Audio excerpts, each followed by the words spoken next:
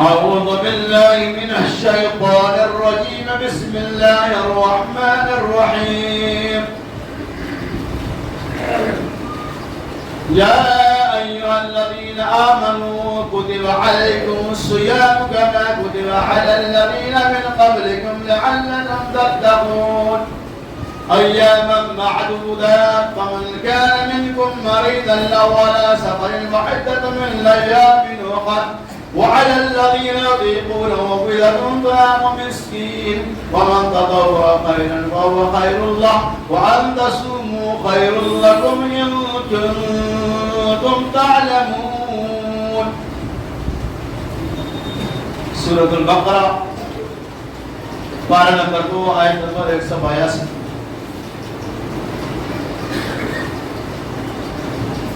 وعن حفصة رضي الله عنها زوج النبي صلى الله عليه وسلم أن رسول الله صلى الله عليه وسلم قال من لم يجد الصيام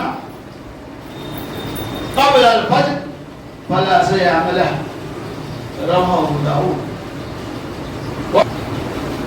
عن أبي هريرة رضي الله عنه قال قال رسول الله صلى الله عليه وسلم إذا دخل رمضان فتحت أبواب الجنة وغلقت أبواب النار وصفدت الشياطين. رواه البخاري. ہر قسم کی حمد و تعریف بڑائی اور کبریائی ثنا اور خوبی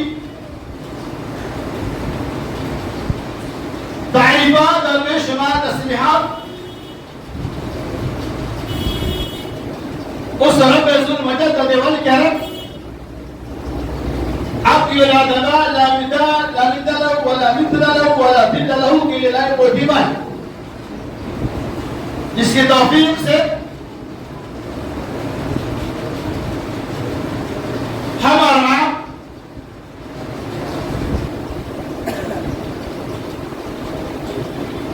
جمعہ کے خطبہ میں شریک ہوئے. اللہ تبارک و تعالی سے دعا کروں کہ پروردگار عالم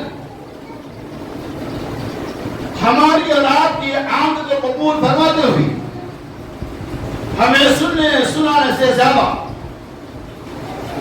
عمل کثیر کی توفیق رفیق عطا فرمائے. آمین یا رب العالمین. محترم سامعین،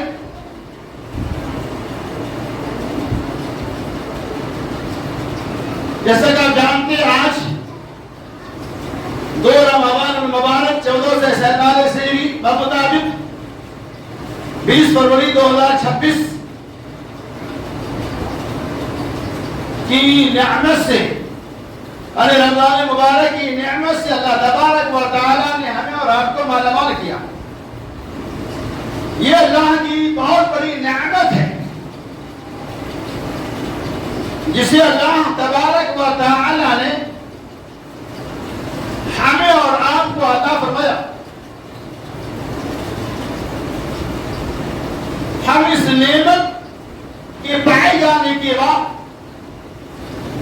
اللہ تعالیٰ کی جتنی بڑائی اور کبریائی بیان کرے وہ کم ہے. پر دوستو اللہ کی نعمت ہے کہ اللہ نے ہمیں رمضان مبارک کے مبارک ایام عطا فرمائے اور الحمدللہ 2 رمضان میں ہم داخل ہو چکے ہیں. بہت سارے ہمارے بھائی ایسے ہیں جو کل تک ہمارے ساتھ تھے، 2 دن پہلے ہمارے ساتھ تھے، لیکن وہ اللہ کے پیارے ہو گئے. اللہ تعالیٰ اسے اپنے پاس بلا دیا. وہ اللہ کے عظیم نعمت سے محروم ہو گیا. لہذا اللہ سے دعا کیجئے، جس قدر دعا کریں گے وہ کم ہے کہ اللہ تو نے مجھے جو بھی رمضان کے لیل نہار عطا فرمایا، اللہ ان کی فیوز و برکات سے میں مالا مال کر.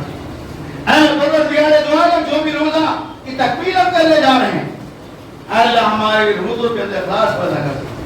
اللہ ہمارے روزوں کو شرط قبولیت سے نواز کر. ہمارے لیے، آپ کے لیے نجات کا ذریعہ بنا. آمین یا رب العالمین۔ محترم سامعین کرام، یہ رمضان جو موسم بہار کہلاتا ہے، اس رمضان کی انتظار میں روزہ دار سال بھر پہلے سے ہی رہتے ہیں کہ رمضان کب آئے گا، رمضان کب آئے گا، اور جو رمضان کی فضیلت و برکات کو سمجھتے ہیں وہ اللہ سے دعا بھی کرتے ہیں، اللہ رمضان مبارک میں تم مجھے صحت و تندرستی عطا فرما، اے اللہ ہر طرح کی بیماری سے تم مجھے محفوظ اور مامون رکھ، تاکہ رمضان کی قیمتی لمحات کو تیری عبادت و ریاضت میں گزار کر ہم تیری رضا اور خوشی کو حاصل کریں۔ یہ رمضان کا روزہ کوئی عجیبہ بات نہیں، یہ رمضان کا روزہ، یہ رمضان کے روزے کی فضیلت صرف ہمارے لیے آپ کے لیے ہی نہیں ہے، بلکہ رمضان کو اللہ تبارک و تعالی نے رمضان کے روزے کو پروردگار دو عالم نے بیشتر اقوام کے اندر بھی قائم رکھا۔ آج بھی مسلمانوں کے علاوہ کم و بیش ساری قوموں کے اندر روزہ موجود ہے۔ یہ الگ بات، ان کے طریقے الگ ہے، ان کے ضابطے الگ ہے، ان کے روزے کا اعتبار الگ ہے، ہمارے روزے کی حیثیت الگ ہے، ہمارے روزے کا مقام الگ ہے، ہمارے روزے کا شان الگ ہے، لیکن رب روزہ یہاں پر ہر کسی قوم کے اندر آج بھی اپنے اپنے اصول اور ضابطے کے مطابق پائے جاتے ہیں۔ لیکن اللہ کا بہت بڑا انعام ہے، گزشتہ قوم کے روزہ اور ہمارے روزہ کے اندر صحابہ کرام کے ابتدائی دور کے روزے کو آپ سنیں گے تو آپ کے رونگٹے کھڑے ہو جائیں گے۔ آج ہمارے بھائی 12 گھنٹہ 14 گھنٹہ اللہ کی رضا کے لیے بھوکا رہنا، روزہ رہنا پسند نہیں کرتے، وہ مختلف طرح کی ہیلا اور بہانہ بنا کر روزہ کی نعمت سے اپنے آپ کو محروم کر لیتے ہیں۔ حالانکہ وہ قلوب جسہ ہوتا ہے، مضبوط ہوتا ہے، طاقتور ہوتا ہے، وہ چاہے تو رکھ سکتا ہے، لیکن جان بوجھ کر وہ کبھی روزہ رکھتا ہی نہیں۔ ایسے بدترین لوگوں کے اوپر اللہ تعالیٰ کا خاص کرم ہو کہ وہ بھی ہماری طرح سے روزے کا اہتمام گھر میں بتا رہا تھا۔ صحابہ کرام کے ابتدائی دور کے روزے کو دیکھیں گے تو آپ پریشان ہو جائیں گے۔ اس وقت کا روزہ مغرب کا افطاریاں کرتے ہیں اس وقت تھا، لیکن وہاں ایک اصول تھا کہ عشاء کے بعد آپ کچھ کھا بھی نہیں سکتے تھے، یا افطاری کرنے کے بعد اگر آپ سو گئے تو آپ کا کام ختم، آپ کو روزہ مکمل، پھر کل 24 گھنٹے کے بعد ہی افطاری کرنی۔ اتنا سخت روزہ تھا، بیچ میں چند گھنٹے ملتے تھے افطاری اور عشاء کے درمیان، اس کے بعد پھر کوئی کھانے پینے کا کوئی مباشرت کا موقع نہیں۔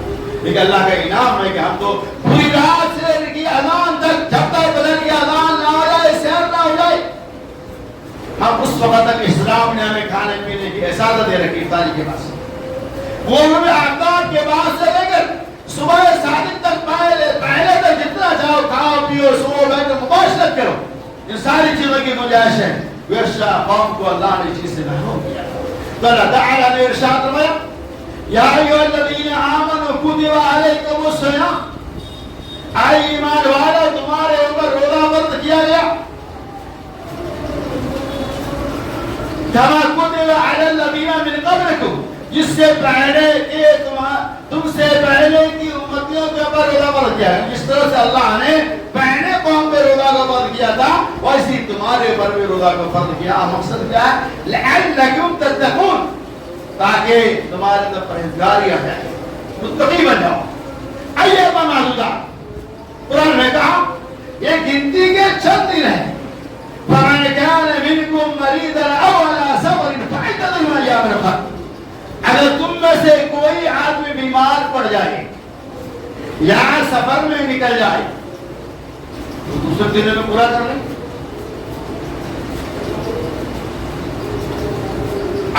فمن كان منكم مريضا أو على سفر فعدة من أيام أخرى يوم أيام الأخرى وعلى الذين يطيقونه فدية طعام مسكين.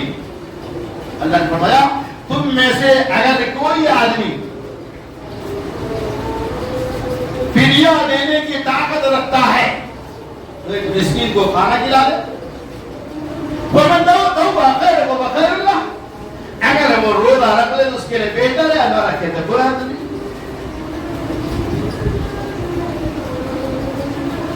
ومن توبہ خیر وبخیر اللہ وان تصوموا خیر لکم ان کنتم تعلمون، اگر تم لوگ جانتے. ان آیتوں بینات کے اندر اللہ تبارک و تعالی نے روزے کی فرضیت کا حکم نافذ کر دیا. قرآن نے کہا یا ایھا الذین آمنوا کتب علیکم الصیام، ایمان والے روزہ تمہارے پر فرض ہے. یہ روزہ قرآن نے روزے کے لیے کون لفظ استعمال کیا؟ صیام کا. علیکم الصیام، صیام کے لفظی معنی آتے ہیں گرمی کی شدت، دھوپ کی شدت. یعنی ہم جب روزہ رکھیں گے تو ہمیں بھوک کی شدت کا بھی احساس ہوگا اور گرمی کا بھی احساس ہوگا. اور اللہ نے جس روزہ کا فرض کیا تھا وہ سب گرمی کا موسم تھا، اس لیے روزے کو اللہ نے الصیام کہا. کما کتب علی الذین من قبلکم، اور ایمان والو یہ کوئی عجیب و غریب چیز نہیں، یہ کوئی عجیب و غریب بندے نہیں ہے کہ اللہ نے تمہارے اوپر نافذ کر دیا نہیں، بلکہ گزشتہ قوم پہ بھی اس روزے کو فرض کیا. مقصد کیا؟ لعلکم تتقون، تاکہ ہم متقی بن جائے، پرہیزگار بن جائے، ہمارے اندر تقوی شعاری آ جائے.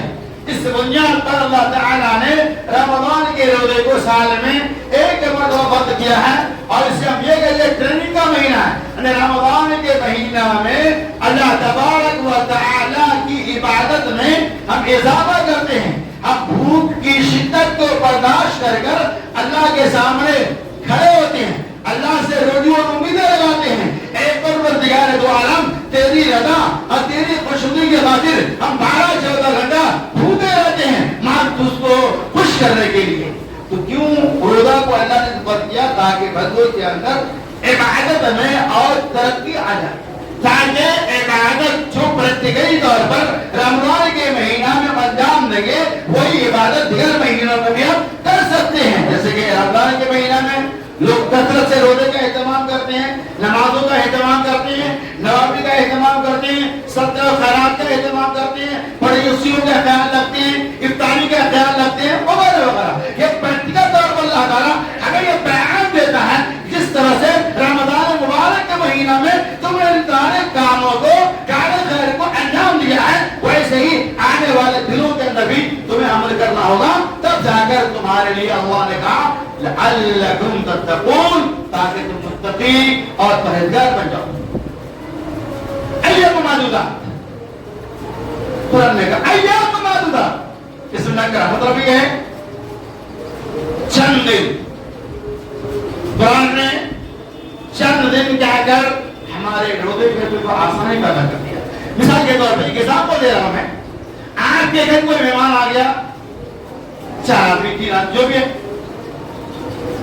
آپ کو ذرا بوجھ لگتا ہوگا، وہ یہ کہے گا بس ہم سے چند دن ہیں، تو آپ کے لیے آسانی رہتا ہے وہی مہینہ. لیکن چند دن اگر وہ کہتا ہے تو آپ کے اوپر جو کچھ مشکلات آنے والے ہیں اس کا آسانی ہو جاتی ہے. ارے مہمان صاحب آئے ہیں تو 3 آدمی پر چند دن رہیں گے، چلیے. اگر وہ ڈائریکٹلی کہتے ہیں آپ کو 1 مہینہ رہیں گے تو آپ کو ذرا کتنی دفعہ گنا گزرے گا. قرآن نے وہی نکات پیش کیا ہے. قرآن نے کیا کہا؟ ایام معدودات، ایمان والے گنتی کے چند دن ہے، گنتے گنتے یہ دن ختم ہو جائے گا.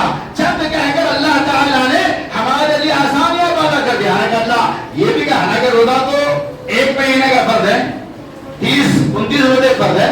اللہ یہ بھی کہہ سکتا تھا میں نے تمہارے لیے تمہارے اوپر 30 دن کا روزہ فرض کیا، حالانکہ روزہ تو 30 دن کا ہی فرض ہے. لیکن قرآن نے ایام معدودات کہہ کر آسانی پیدا کر کہا ایمان والو گھبراؤ مت، چند دن کا معاملہ ہے، چند دن. ایام معدودات، روزے کے یہ چند دن ہیں گنتی، اور چند دن ہے بھی الحمدللہ. یہ واقعی قرآن کی فساد اور بلاوت ہے. گنتے گنتے ایسا روزہ چلا جاتا ہے کہ لگتا ہے روزہ آیا ہی نہیں. یہ کس کے لیے ہوتا ہے؟ روزے کی چاشنی اور روزے کی محبت سے اپنے آپ کو مالا مال کرتا ہے. اسے روزے کا احساس ہو جاتا ہے. جو روزے کے فضیلت و برکات سے اپنے آپ کو مالا مال کر لیتا ہے وہ کیا سوچتا ہے؟ ایسا لگتا ہے ابھی آیا ہی ہے، ایسا ہے بھی. اس لیے ایسا ہے کہ قرآن نے کہا ایام معدودات، گنتی کے چند دن گنتے گنتے ایسا 29 دن جاتا ہے لگتا ہے کہ سب سے چھوٹا اگر کوئی مہینہ، اگر سب سے کوئی چھوٹا دن ہے تو شاید وہ رمضان مبارک کا ہی دن ہے، آیا اور چلا گیا. تو ایام معدودات، اس لیے قرآن نے کہا گنتی کے چند دن. فمن کان منکم مریضا او علی سفر، اگر کوئی آدمی بیمار پڑ جائے یا سفر کے اندر چلے جائے. دیکھیے اللہ اکبر، اللہ نے مسافر کو بھی بیمار کو بھی محروم نہیں رکھا، اسے بھی ثواب ملے گا. بیماری بول کے نہیں آتی ہے، کبھی بیماری آ سکتی ہے. رمضان میں بیمار پڑ گئے، ورنہ بیمار ہے تو روزہ مت رکھو، اس میں آسان نہیں ہے. فمن کان منکم مریضا، اگر تم میں سے کوئی آدمی بیمار تو روزہ نہ رکھے. یعنی روزہ رکھنے کی وجہ سے تکلیف ہوگی، بیماری میں دوا ہوگا، شفا نہیں ملے گی، دوا نہیں کھا سکتے آپ وقت پہ، تکلیف ہے تو آپ روزہ مت رکھو. فمن کان منکم مریضا، بیمار ہے تو دوسرے دن میں پورا کرو. او علی سفر فعدۃ من ایام اخر، یا آپ کو سفر میں نکلنا پڑا تو بھی قرآن نے کوئی حرج نہیں ہے، سفر میں روزہ معاف نہیں ہے. روزے کے اندر ترغیب و ترغیب ہے، یعنی بالفور آپ نہیں رکھیں گے، بعد میں ادا کرنا ہے. ایام فمن كان منكم مريضا او على سفر فعدة من ايام اخر وعلى الذين يطيقون فيه الطعام. بالاختصار کی تفسیر بتاتا ہوں، اگر تفسیر بتاؤں گا تو زیادہ وقت لگے. بالاختصار یہ کہ رسول اسلام کے اندر یہ حکم تھا کہ جو صاحب مال ہوتا تھا، جسے اللہ نے مال دیا تھا، اس کو اختیار تھا کہ آپ چاہیں تو مال کو خرچ کر لیں، یعنی آپ کسی غریب کو ایک آدمی، دو آدمی، تین آدمی، جس کو چاہیں ایک دو آدمی، تین آدمی فدیہ دے سکتے ہیں. فدیہ دے دیں گے، آپ کو روزہ رکھنے کی ضرورت ہے. یہ کب حکم تھا؟ شروع اسلام کے اندر. لیکن بعد میں یہ حکم منسوخ ہو گیا اور قرآن کی دوسری آیت کے اندر اس بات کی وضاحت کی گئی جس کے پاس روزہ رکھنے کی طاقت ہے، فدیہ سے کام چلنے والا نہیں ہے، اسے روزہ رکھنا ہی ہوگا. لیکن اگر کوئی ایسا انسان جو بیمار ہے اور اس کے بعد روزہ رکھنے کی طاقت نہیں ہے، وہ بعد میں بھی روزہ نہیں رکھ سکتا ہے. بہت سارے لوگ دائمی مرض کے شکار ہو جاتے ہیں، یا ہمارے بھی بہت سارے ایسے بوڑھے ہیں جو روزہ نہیں رکھ سکتے. ایسے لوگ لے جاتے ہیں کہ آپ کو بعد میں روزہ رکھنے کی طاقت نہیں ہے تو رمضان کے مہینہ میں آپ اپنے بدلے کسی غریب کو ایک یا دو فدیہ دے دو، یعنی ایک دو آدمی کو روزے افطاری کا اہتمام جو ہوتا ہے، سحری افطاری روزہ وغیرہ کا کرا لو، تم سے روزے کا حکم ساقط ہو جائے. کب ہے؟ جب ایسی بیماری ہو جس میں آپ بعد میں روزہ نہیں رکھ سکتے ہیں، یا آپ نہایت کمزور لاغر ہے، ضعیف ہے، تو یہ حکم آپ کے لیے آج بھی ہے. ومن تطوع خیر فهو خیر اللہ وان تصوموا خیر لکم ان کنتم تعلمون، اگر تم جانتے ہیں.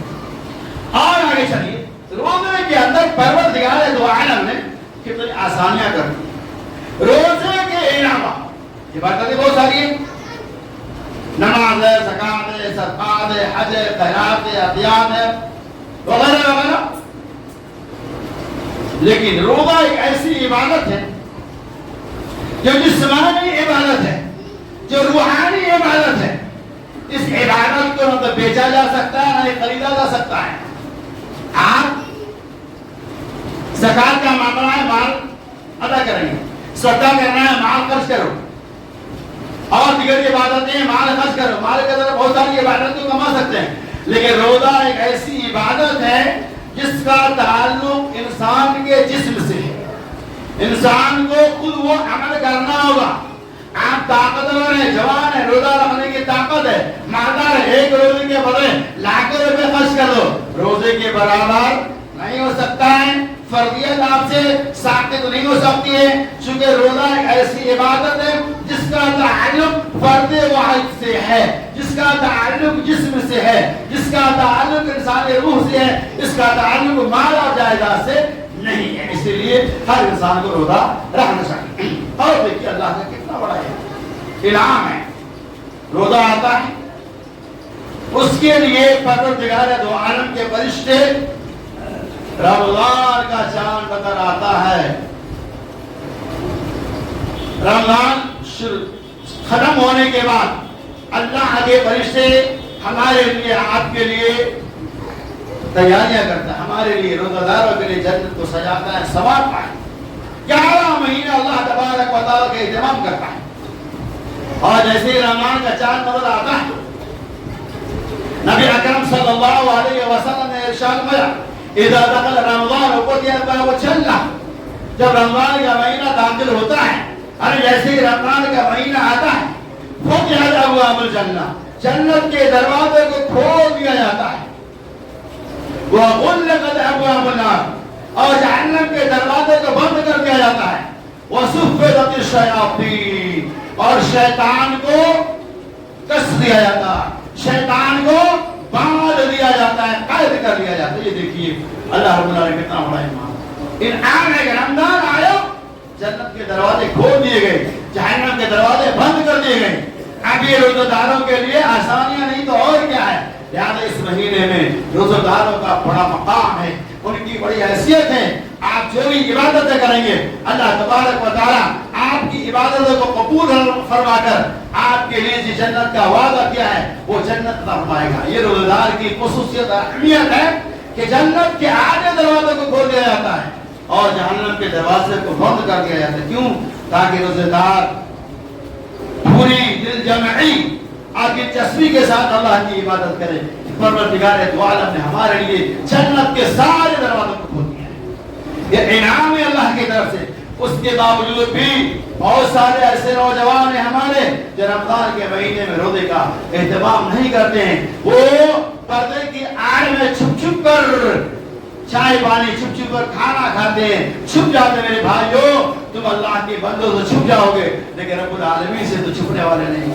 میدان محشر میں اللہ تم سے پوچھے گا رمضان کے روزے کو میں نے فرض کیا تھا, کیا تو ہی تو ہے جو ہوٹلوں کے پردے میں چھپ کر گھروں میں دروازے لگا کر کھایا کرتے تھے.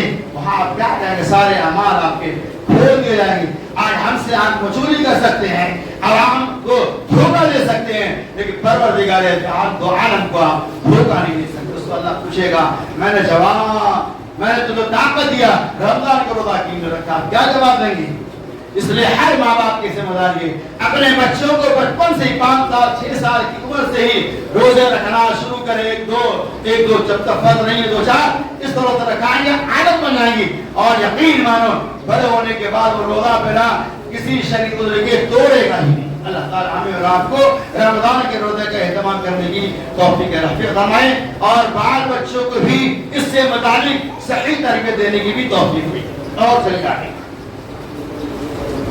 بہت اہم مسئلہ ہے, اس کو لے حضرت حفصہ رضی اللہ تعالیٰ عنہ کہتی ہے جو محمد رسول اللہ صلی اللہ علیہ وسلم کی زوجہ محترمہ ہے, وہ کہتی ہے بے شک رسول اللہ صلی اللہ علیہ وسلم فرمایا من لم یجمع الصیام قبل الفجر, جس آدمی نے فجر سے پہلے یعنی صبح صادق سے پہلے روزے کی نیت نہیں کیا اس آدمی کے لیے روزہ نہیں. اس حدیث کے اندر اللہ کے رسول صلی اللہ علیہ وسلم نے یہ پیغام دیا ہے کہ روزے کی نیت ہمیں ہمیشہ فجر سے یعنی صبح صادق سے پہلے ہی کرنی ہے. اگر ہم نے نیتیں نہیں کی تو ہمارا روزہ نہیں. نیت کیا چیز ہے؟ نیت کہتے ہیں دل کے ارادے کو, زبان سے نیت کرنا ہے, دل کے ارادے کا نام نیت ہے. آپ سحری کھانے کے لیے اٹھے, یہ رات میں سونے لگے تو آپ کے دل میں یہ بات آئے کہ کل میں روزہ رکھوں گا.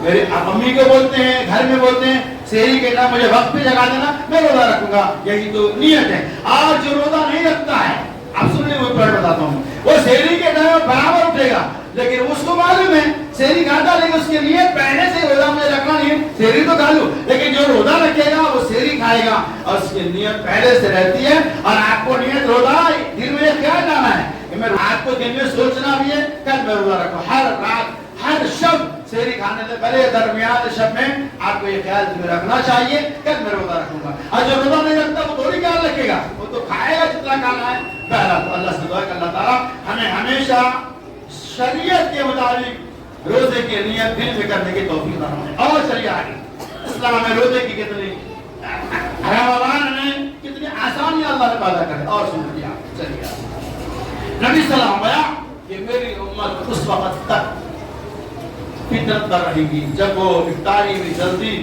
خیر پر رہے گی, جب وہ افطاری میں جلدی اور سحری میں تاخیر کرے گی. جلدی کا مطلب یہ ہے کہ جیسے سورج غروب ہوا افطاری کر لینا ہے, اور تاخیر کا مطلب یہ ہے کہ صبح صادق سے پہلے مطلب آپ سحری کھائیں گے تاخیر کریں گے. کیوں؟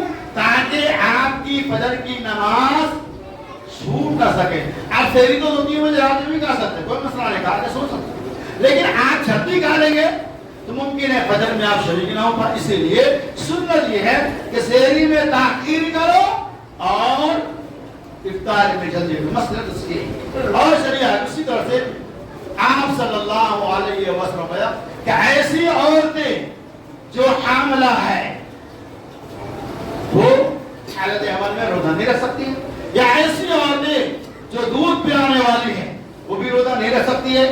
دیکھیے اسلام میں کتنا خیال کیا گیا. اگر ماں روزہ رکھتی ہے, دودھ پلانے والی ماں, جو بچہ جس بچے کی پرورش ماں کی گود میں ہو رہی ہے کہ اس بچے کو تکلیف نہ ہو, اللہ تعالیٰ کتنا بڑا تکلیف اس بچے کا خیال کرتے ہوئے ماں کو کہا ہے اے اس کی ماں سنو, تمہارے گود میں بچے دودھ پی رہا ہے, روزہ مت رکھو. تم اگر روزہ رکھتے تو بچے کو, معصوم بچے کو پریشانی ہوگی, تکلیف بڑھے گی. اس لیے دودھ پلانے والی ماؤں کو بھی رخصت ہے. اگر آرام ہے, آسانیاں ہیں, سہولت تو رکھنے کا کوئی حل نہیں, لیکن حکمت یہ ہے تاکہ جو بچہ گود میں اسے تکلیف نہ ہو. تو دودھ پلانے والی مائیں کو بھی چھوٹے. ایسے حائضہ عورتیں حالت حال میں روزہ نہ رکھیں گے, بعد میں رکھیں گے, لیکن اسے نماز کی قضا نہیں. جو نماز چھوٹ گئی وہ معاف, لیکن جو روزہ چھوٹ گیا وہ معاف نہیں ہے.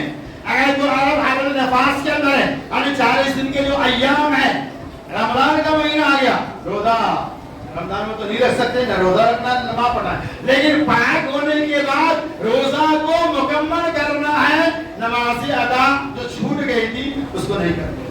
یہ کتنی آسانی ہے. اسی طرح سے آپ سفر میں ہے, کوئی حد نہیں, آپ سفر میں روزہ چھوڑ دو, لیکن واپس آؤ تو رکھو, لیکن اللہ ماشاء اللہ چونکہ دل کی باتیں بول نہیں سکتے, لیکن عام طور پر یہ ہوتا ہے کہ مرد حضرات جو باہر نکل جاتے ہیں رمضان کے مہینہ میں روزہ دھڑنے سے توڑتے ہیں. کچھ سہولتیں بھی ہوتی ہیں, چاہے تو رکھ سکتا ہے, لیکن اس کے بعد دلیل ہے کہ سفر کے حال میں روزہ نہیں رکھیں گے, اس کی اجازت ہے. لیکن اجازت یہ بھی جو ہے بعد میں رکھنا فرض ہے. لیکن الحمدللہ اس معاملہ میں ہماری خواتین بہت آگے ہیں. ایک روزہ چن چن کر وہ رکھتی ہے, گن گن کر رکھتی ہے, اور رمضان کے بعد جیسے ہی موقع ملتا ہے, جب بھی سہولت ہو, رمضان کا روزہ چھوٹ جائے تو آنے والے رمضان سے پہلے تک اس روزہ کی تکمیل آپ کر سکتے. اس معاملے میں عورتیں بہت حساس ہے. ہم دعا کرتے ہیں اللہ سے کہ پروردگار دو عالم ہم مردوں کو بھی اپنے چھوٹے ہوئے روزے کی تکمیل کی توفیق رفیق فرما. اے پروردگار دو عالم ہمارے جو بھائی بے دین اسے دیندار بنا دے, ہمارے جو بھائی بے نمازی اسے نمازی بنا دے. اے پروردگار دو عالم ہمارے جو بھائی تصاویر کی بنیاد پر رمضان کے روزے سے محروم ہو چکے ہیں, اے اللہ انہیں بھی روزہ رکھنے والا بنا دے. اے پروردگار دو عالم ہمارے بھائی جو قرض تلے دبے ہوئے ہیں ان کی قرض کی ادائیگی کے اسباب پیدا کر دے. آپ حالت روزہ میں دعا بھی کریں, اللہ تعالیٰ روزدار کی دعا کو زیادہ قبول کرتا ہے. اے پروردگار دو عالم ہمارے جو بھائی قرض تلے دبے ہوئے ان کی قرض کے ادائیگی کے اسباب پیدا کر دے. اے پروردگار دو عالم ہمارے جو بھائی اولاد کی نعمت سے محروم ہے, اللہ انہیں نیک اور صالح اولاد عطا فرما دے. اے پروردگار دو عالم ہمارے جو بھائی جن بھائیوں کی بچیاں بڑی ہو چکے ہیں, بالغ ہو چکی ہیں, اللہ ان کے لیے صحیح رشتے کا انتظام کرا دے. اے پروردگار دو عالم رمضان کے روزے کے اندر اخلاص پیدا کر دے. اے پروردگار دو عالم رمضان کے مہینہ میں ہمیں اپنے غریب و غربا کا خاص خیال رکھنے کی توفیق عطا فرما. اے پروردگار دو عالم رمضان کے مہینہ میں زیادہ سے زیادہ صدقہ و خیرات کرنے کی بھی توفیق عطا فرما. اے پروردگار دو عالم رمضان کے مہینہ میں ہمیں دیگر مہینوں کے مقابلے میں اپنے پڑوسیوں کا زیادہ سے زیادہ خیال رکھنے کی بھی توفیق رفیق عطا فرما۔